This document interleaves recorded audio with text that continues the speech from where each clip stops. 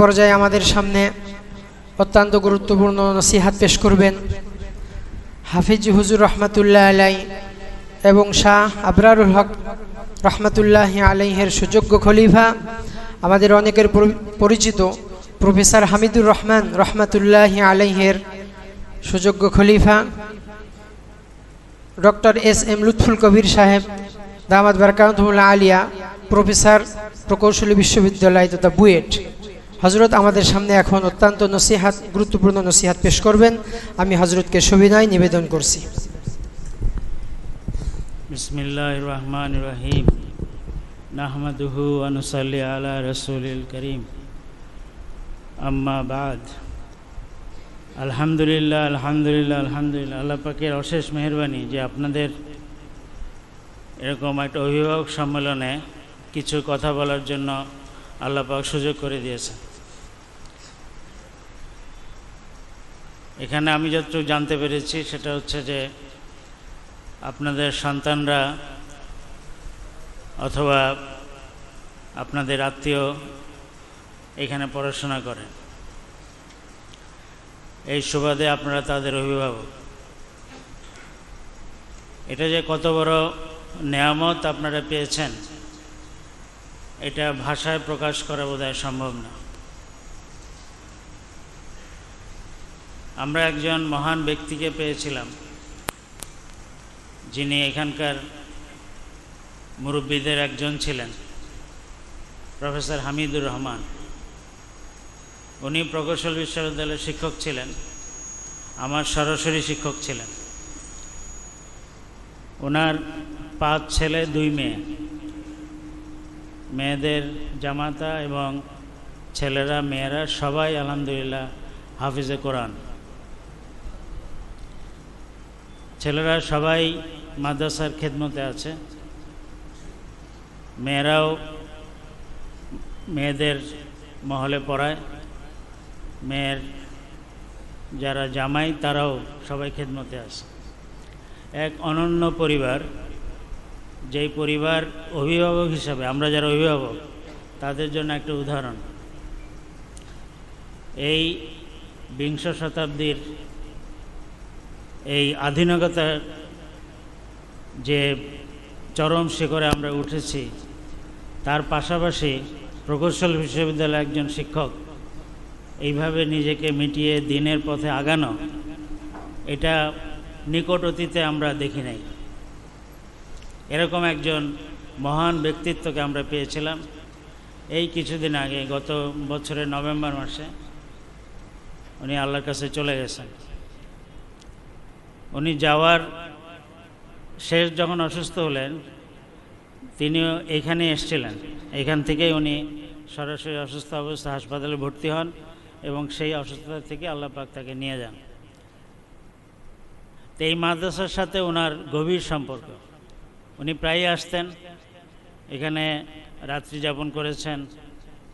আমাদের এখান যে প্রধান ব্যক্তি আমাদের নসরুল্লাহ, তাকে খুব উনি ভালোবাসতেন। তা আপনারা সেই রকম একটা মাদ্রাসা আপনার বাচ্চা দিয়েছেন, যেই মাদ্রাসায় এই ধরনের মুরব্বী তার ছায়া পড়েছে এবং তার পা পড়েছে। অভিভাবক হিসাবে আমাদের কি কাজ? আমরা অভিভাবক হয়ে কি হক আদায় করব বাচ্চাদের জন্য, সেটা যদি বুঝতে হয় তাহলে আপনার দুনিয়াবি যে উৎকর্ষতা এখন আমরা যেটা দিয়ে আমরা চোখ ধাঁধিয়ে যায়, সেটা সম্বন্ধে আমাদের একটু ধারণা থাকা দরকার। আজকে আমরা বলি যে বিংশ শতাব্দীতে বিজ্ঞান এবং প্রযুক্তিতে সর্বোচ্চ শিখরে উঠে গেছে। যদিও বিজ্ঞান বলে যে সর্বোচ্চ বলে কিছু নাই, আরও আগাবে, এভাবেই বিজ্ঞান দাবি করে থাকে।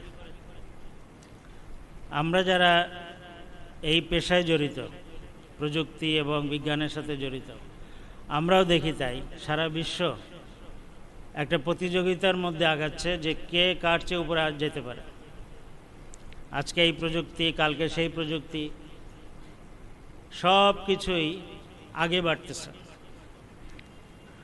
আমরা যারা ইংরেজি শিক্ষিত, এবং আমি নিশ্চিত যে এখানে যারা আছেন তাদের মধ্যে বেশিরভাগ ইংরেজি শিক্ষিত।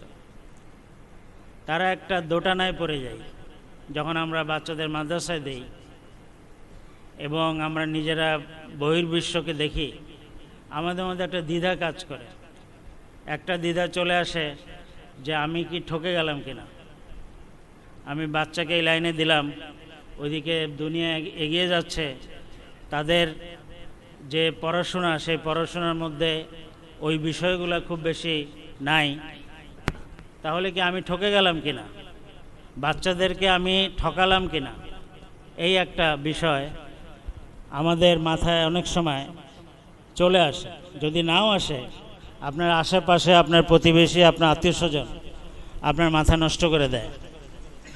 আমি এই কথাগুলো এই জন্য বলছি, আমি নিজের অভিজ্ঞতা থেকে বলছি। আমি আমাদের বড় হুজুরের সান্নিধ্যে আসার পরে, যেহেতু আমি ওনার ছাত্র ছিলাম, সরাসরি ছাত্র ছিলাম, এবং পরবর্তী পাশ করার পরে ওই বিশ্ববিদ্যালয়ে শিক্ষকতা, দয়া করে ছবি তুলবেন না, আমাদের হুজুররা, আমাদের মুরব্বীরা এই ছবি তোলা একেবারে নিষেধ করেন, ছবি তুলবেন না, ভিডিও করবেন না। যাই হোক, আমি যেটা বলছিলাম যে আমার অভিজ্ঞতা একটু শোনেন আপনারা। আমি যখন পাশ করি তখন বড় হুজুরের সেই প্রকৌশল বিশ্ববিদ্যালয়ে শিক্ষকতার সুযোগ পাই এবং সহকর্মী হিসাবে বড় হুজুরকে আবার একে তো শিক্ষক হিসেবে পেয়েছি, পরে সহকর্মী হিসেবে পেয়েছি। তা আমি ওনাকে দেখে এত বেশি মুগ্ধ হই যে ওনার সাহচর্য পাওয়ার জন্য তার পিছে পিছে লেগে থাকে। এবং আরেকটা বিষয় ছিল, উনি যেই শাখায় পড়াশোনা করে অভিজ্ঞতা অর্জন করেছেন, আমাদের ইলেকট্রিক্যাল ইঞ্জিনিয়ারিংয়ের বেশ অনেকগুলো শাখা আছে, উনি যে শাখায় অভিজ্ঞতা অর্জন করেছেন, আমার পড়াশোনা সেই শাখাতে। আমার পিএইচডি, আমি যে ইংল্যান্ড থেকে পিএইচডি করেছিলাম ওই শাখাতেই পিএইচডি, যার ফলে দেশে আসার পরে আমি বড় হুজুরের সাথে একসাথে কাজ করার সুযোগ পাই। তো সেই হিসাবে ওনার সাহচর্য পেতে পেতে আমার তখন মনে হয় যে আমার বাচ্চাদেরকেও তো এই লাইনে দেওয়া দরকার। তারা তখন স্কুলে পড়ে, বড় বাচ্চা ক্লাস 7-এ পড়ে, ছোট বাচ্চা কেজিতে পড়ে। বড় হুজুরকে বলি যে হুজুর আমি তো ওদেরকে মাদ্রাসা দিতে চাই। উনি আমাকে পরীক্ষা করার জন্য বলে যে না, প্রয়োজন নাই, স্কুলে পড়ুক, আমরা মাঝে মাঝে বক্তব্য নিয়ে আসবো, পড়াবো, তাই কোরআন সহি করে দিব, ব্যাস এইভাবে চলবে। তা আমি তো মোটামুটি নাছোড়বান্দা, প্রায় মাসখানেক তার পিছনে ঘুরি, উনি রাজি হন না, রাজি হন না, রাজি হন না। শেষ পর্যন্ত আমার দৃঢ়তা দেখে উনি বলেন যে আচ্ছা ঠিক আছে, ওদেরকে নিয়ে আসো। আলহামদুলিল্লাহ, বড় হুজুরের ছেলে, দ্বিতীয় ছেলে মুস্তাফিজুর রহমান মাওলানা, ওনার কাছে হেফজ করে এবং খুব তাড়াতাড়ি তারা হেফজ করে ফেলে। হেফজ করার পরে তারা, যেহেতু তারা বড় হয়ে গেছে, বিশেষ করে বড়টা, ছোটটা তেমন বড় হয়নি, সে এখন নর্মাল মাদ্রাসায় গেলে তার অনেক সময় লেগে যাবে।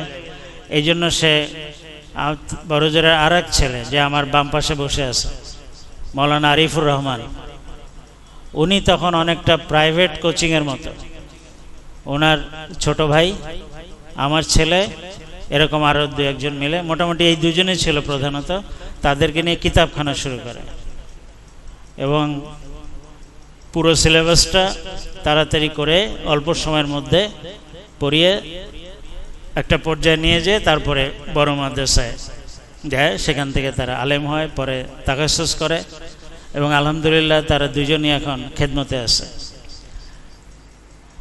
আমি যেটা দেখেছি এই পরিক্রমায়, এই 7-8 বছর মাদ্রাসা দেওয়ার পর থেকে নিয়ে, অভিভাবকদের অনেক বেশি অনেক ধরনের বাধায় পড়তে হয় এবং আমার সাথে আপনারাও একমত হবেন যে আপনাদেরও এরকম বাধা আসে, পরিবার থেকে আসে, পরিবারের বাইরে থেকে আসে, প্রতিবেশী থেকে আসে, বন্ধু বান্ধব থেকে আসে।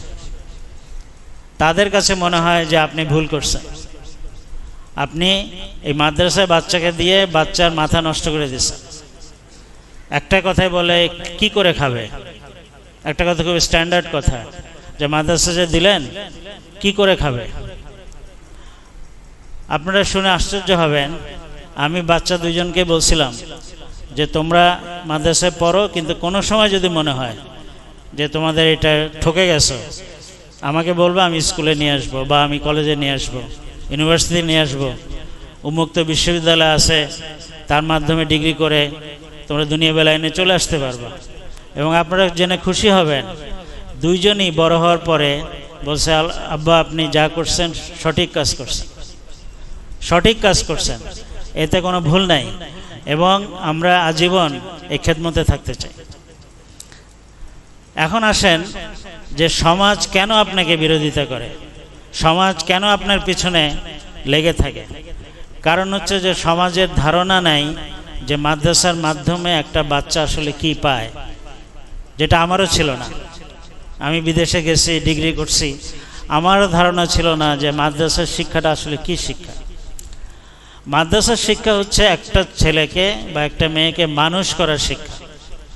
কারণ আপনি যদি আজকে মানুষ না হয়, আপনার বাচ্চা যদি মানুষ না হয়, এবং সে যদি 1000 ডিগ্রিও করে, 1000 পদের অধিকারও হয়, তাহলে সে কোনো দিন জীবনে সফলতা পায় না, যেটা আপনারা এই বর্তমান সময়ে দেখতে পাচ্ছেন। আজকে 5ই আগস্টের পরে যে দেশের অবস্থা, সে অবস্থা দেখে আপনাদের নিশ্চয়ই সাক্ষী দিচ্ছে যে মানুষ হওয়াটাই ছিল মূল কাজ। এই লোকগুলো যদি মানুষ হইতো, এই লোকগুলোর যদি মনুষ্যত্ব থাকতো, এই লোকগুলোর যদি মানবতা থাকতো, তাহলে এই পর্যায়ে দুর্নীতি, এই পর্যায়ে কাজ তারা করতে পারতো না।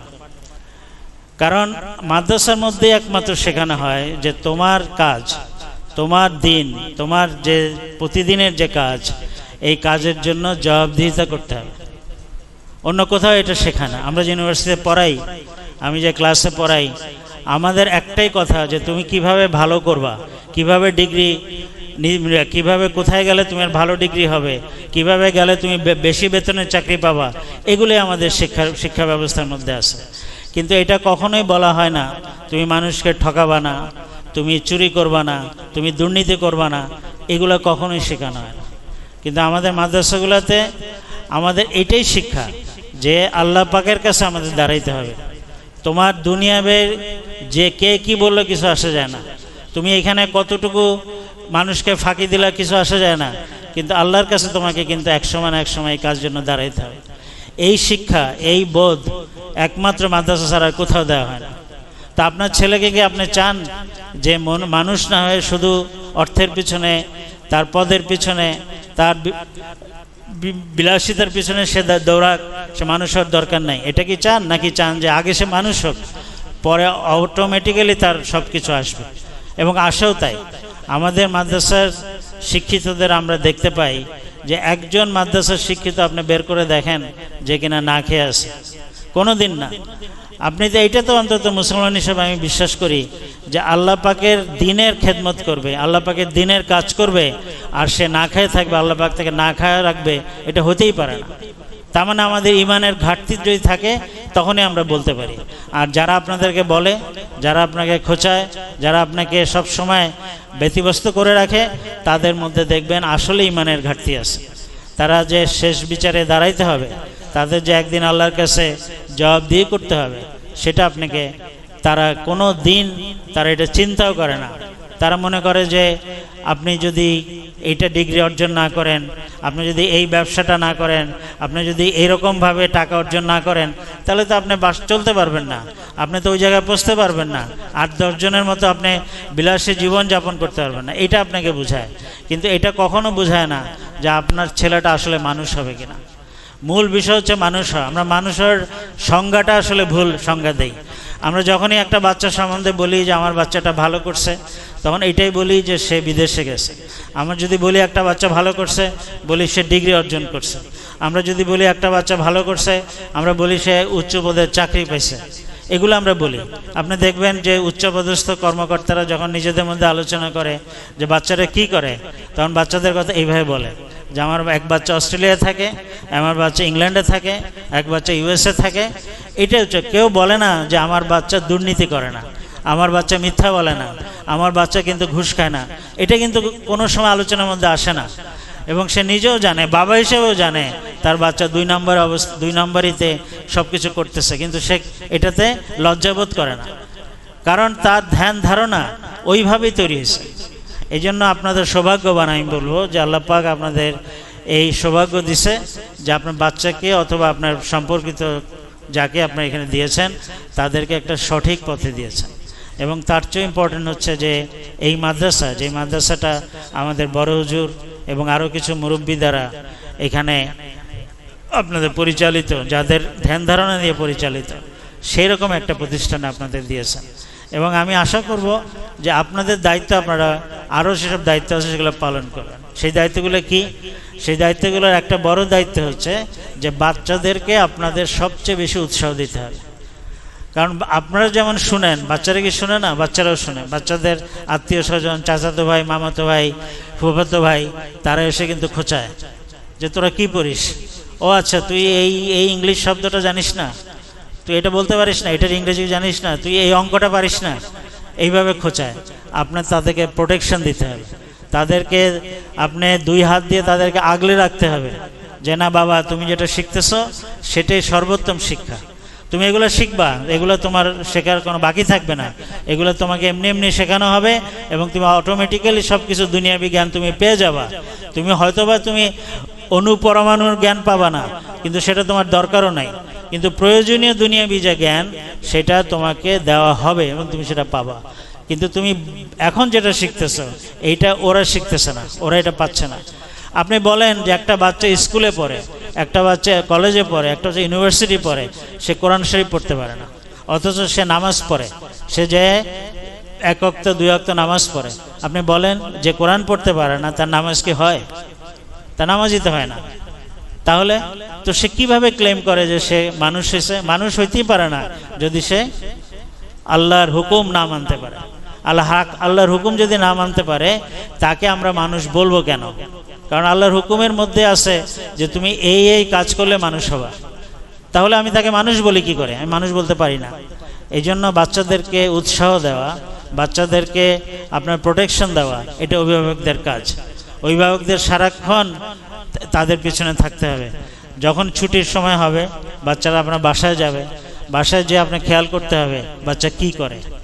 এবং আমরা যেটা রিপোর্ট পাই সেটা হলো মাদ্রাসার পরিবেশে একটা বাচ্চা যেভাবে থাকে, বাসার পরিবেশে অনেক সময় সেভাবে থাকে না। কিন্তু আপনাদের অভিভাবক হিসেবে দায়িত্ব হচ্ছে বাসার পরিবেশকেও মাদ্রাসার পরিবেশ বানানো। এখন আপনি যদি বাসায় টেলিভিশন রাখেন, আপনি যদি বাসায় মোবাইলের যথেচ্ছ ব্যবহার করেন, বাচ্চা তো প্রভাবিত হবেই। এই মোবাইল যে কি ক্ষতিকর একটা যন্ত্র, এটা বলার কোনো অপেক্ষা রাখে না। আপনি এখন বিদেশিরা যারা কিনা ইংরেজি শিক্ষায় অনেক দূর এগিয়ে গেছে এবং যারা কিনা জ্ঞান বিজ্ঞানে অনেক প্রযুক্তি, তারা এখন বলা শুরু করছে যে মোবাইল বাচ্চাদের কত ক্ষতি করে। এই গত পরশু দিনের একটা খবর আপনি অনেকে খেয়াল করেছেন, অস্ট্রেলিয়ার সরকার এখন খুব অ্যাক্টিভলি চিন্তা করতেছে, খুব দৃঢ়ভাবে তারা ভাবতেছে যে বাচ্চাদেরকে কিভাবে মোবাইল থেকে দূরে রেখে মাঠে আনা যায়, খেলাধুলার মধ্যে আনা যায়, কিভাবে আনা যায়। কারণ তারা দেখতে পাচ্ছে যে বাচ্চারা বাসার থেকে বের হয় না, বাসার মধ্যে যখন স্কুলে থাকে, যখন বাসায় আসে তখন বাসায় তারা ওই মোবাইল নিয়েই পড়ে থাকে, এই গেম খেলতেছে, ওই নেটে যাচ্ছে। নেটে যাওয়া মানেই হচ্ছে তাকে আজে বাজে জিনিসের মধ্যে ডুবে যাচ্ছে। তখন বাচ্চা পড়াশোনা থেকে আস্তে আস্তে খারাপ, তাদের যে পড়াশোনা সে পড়াশোনা দূরে যাচ্ছে। কোনো বিদেশি স্কুলে এরকম করেছে যে বাসা যখন বাচ্চা স্কুলে ঢুকবে, আলাদা লকার আছে, সে লকারে মোবাইলটা রেখে যেতে হবে, তারপর স্কুলে পড়াশোনা করবে, তো আসার সময় লকার থেকে খুলে নিয়ে আসবে। এবং দেখা গেছে যে বাচ্চারা এত আসক্ত, লকার ভেঙে মোবাইল নিয়ে চলে গেছে ওই স্কুল ঘন্টার ভিতরে। এরকম একটা যন্ত্র যদি আপনি নিজে ব্যবহার করেন, আপনার প্রয়োজনে আপনি ব্যবহার করেন, আড়ালে করেন, কিন্তু বাচ্চার সামনে আপনি যখন একইভাবে ব্যবহার করবেন, আপনি মনে করছেন আরে আমার তো এটা প্রয়োজন, আমার এটা চলে না। কিন্তু আপনি একটা খেয়াল রাখবেন যে বাচ্চার সামনে আপনি করবেন না, বাচ্চাকে আড়াল করে আপনি অন্য সময় যখন আপনার প্রয়োজন আছে, আপনার ব্যবসার কাজে লাগতে পারে, বিভিন্ন কাজে লাগতে পারে, আমি অস্বীকার করছি না, কিন্তু সেটা বাচ্চাকে প্রোটেক্ট করে করতে হবে। আপনি নিজে কোনো সময় বাচ্চার ক্ষতিকারক কোনো কিছু করবেন। আপনি যে বাসায় টেলিভিশন রাখেন, আপনি টেলিভিশনের মাধ্যমে আপনি বাচ্চার বিভিন্ন কিছু অন ইসলামিক জিনিসগুলো বাচ্চার মধ্যে ঢুকতেছে, অতএব আপনি এগুলো কেন রাখবেন? আমাদের বড়রা বলতেন যে টেলিভিশন হইল সাপের বাক্স। আর এখন তো পকেটে পকেটে টেলিভিশন, মোবাইল মানে তো টেলিভিশন ছাড়া কিছু না। তাহলে আপনি সাপের বাক্স নিয়ে ঘুরতেছেন, যে সাপের বাক্স বাচ্চাদেরকে ছোবল দিতে পারে। এই জন্য বাচ্চারা যখন বাসায় যাবে ওই সময়টা আপনি খুব সাবধানে বাচ্চাদের দিকে খেয়াল রাখবেন, যাতে বাচ্চা কোনোভাবেই ওইভাবে না যায়। আর কাদের সাথে মিশবে, কাদের সাথে চলাফেরা করবে, তার সাথে আপনি ভেবে অবাক হবেন। আমাদের এই যে বড় হুজুর, যিনি কিনা এত বড় মাপের একজন লোক হতে পেরেছিলেন, উনি বাচ্চাদেরকে যে কিভাবে প্রোটেক্ট করতেন একটা ছোট্ট এক্সাম্পল দিয়ে বলি।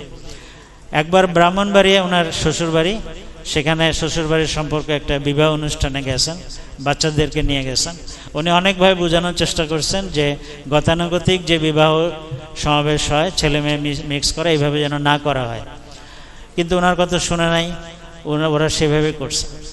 উনি করছেন কি, ওই বিবাহ মসজিদ থেকে বাচ্চাদেরকে নিয়ে এসে ব্রাহ্মণবাড়ি এক হোটেলে রাত্রি যাপন করছেন। রাত্রি যাপন করে ঢাকায় চলে আসছেন। উনি এত করা ছিলেন এইসব ব্যাপারে যে আমি আমার বাচ্চার ক্ষতি করে আমি ওই আত্মীয়তার সম্পর্ক রাখতে চাই না।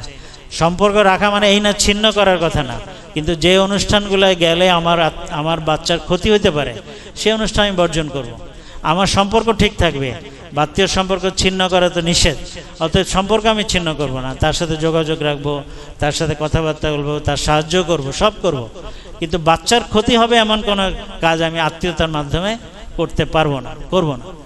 এই জন্য বাচ্চা মানুষ করা, এই বাচ্চাকে মাদ্রাসায় দেওয়ার পরে আপনি মনে করেন না যে মাদ্রাসায় দিয়েছি হুজুরদের দায়িত্ব, না, হুজুরদের একটা অংশ দায়িত্ব, অবশ্যই দায়িত্ব আছে, কিন্তু একটা অংশ, কিন্তু বাকি দায়িত্ব আপনার। আপনার বিবির দায়িত্ব বেশি, আপনার দায়িত্ব আছে, আপনার যে পরিবারের অন্যান্য সদস্য আছে, অন্যান্য ছেলেমেয়েরা আছে, সেগুলোর দায়িত্ব আছে। আপনি দেখবেন অনেক ফ্যামিলিতে একটা বাচ্চা মাদ্রাসায় দেওয়া হয়েছে, বাকি 3টা বাচ্চা মাদ্রাসায় দেওয়া হয় নাই। তাদের দ্বারা অনেক সময় প্রভাবিত হয়। অনেক সময় বাচ্চাটা হীনমন্যতায় ভোগে যে আমার ওই ভাই বোনরা বোধহয় জিতে গেল, আমি বোধহয় হেরে গেলাম। সেখানে আপনাকে রোল প্লে করতে হবে, আপনাকে সেখানে দাঁড়াইতে হবে তার পাশে, যে না, তুমি জিতে গেছো।